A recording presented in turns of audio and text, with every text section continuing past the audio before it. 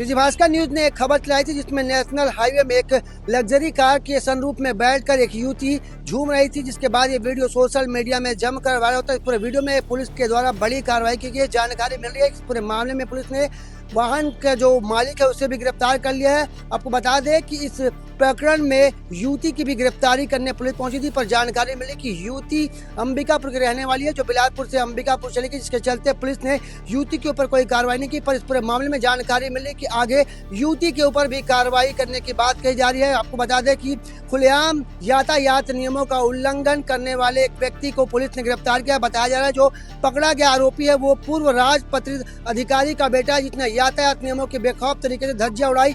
जानकारी यह भी मिली कि गाड़ी के अंदर 4 लोग सवार थे, जिसमें तो 2 लोग पीछे बैठे थे और एक जो युवती है वो लग्जरी कार की सनरूफ में झूमती नजर आई, बेखौफ तरीके से नियमों की धज्जियां उड़ा रही थी। पर ये जो वीडियो है जब सोशल मीडिया में वायरल होता है, जब श्री भास्कर न्यूज की टीम इस खबर को चलाती है, इसके बाद पुलिस द्वारा एक बड़ा एक्शन लिया जाता है और आरोपी ड्राइवर को गिरफ्तार कर लिया गया है। वहीं अब युवती की भी गिरफ्तारी हो सकती है, ऐसे हमें जानकारी मिली। तो जो भी व्यक्ति यातायात नियमों का उल्लंघन करने का सोच रहा है तो इस खबर को जरा ध्यान से देखिएगा, क्योंकि पुलिस अब एक्शन में और यातायात नियमों का उल्लंघन करने वाले लोगों के ऊपर कड़ी से कड़ी कार्रवाई करने की बात कही जा रही है। कैमरामैन मोहन सिंह के साथ जिया खान, श्री भास्कर।